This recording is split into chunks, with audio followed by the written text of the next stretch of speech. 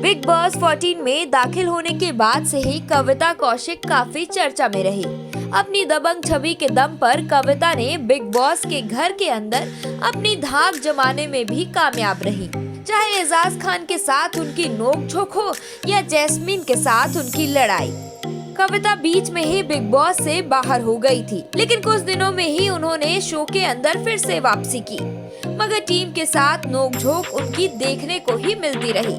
हाल ही में रुबीना के संग उनकी बहस चर्चा में रही और ऐसे में बीच में रुबीना के पति अभिनव भी कूद पड़े, लेकिन इन दोनों की बहस के बीच कविता कौशिक फिर से बाहर हो गई। लेकिन ये फैसला उनका खुद का था।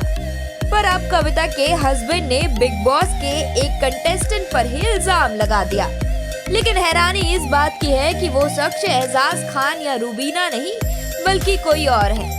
जी हाँ, दरअसल वो शख्स है अभिनव, जिन पर सीधा निशाना कविता कौशिक के पति ने किया है।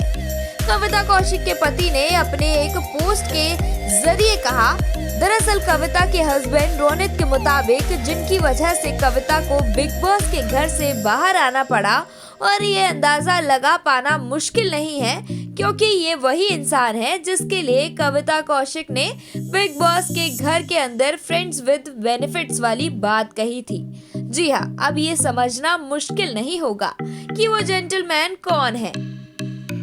तो आपको बता दें, ये वही जेंटलमैन है जो अपनी पत्नी के साथ बिग बॉस का हिस्सा बने हैं। नाम है अभिनव शुक्ला। हालांकि कविता कौशिक के पति ने अपने पोस्ट में किसी का नाम नहीं लिया है, लेकिन उनके इस पोस्ट को लेकर अभिनव शुक्ला के फैंस सोशल मीडिया पर कविता के फैंस से भिड़ गए।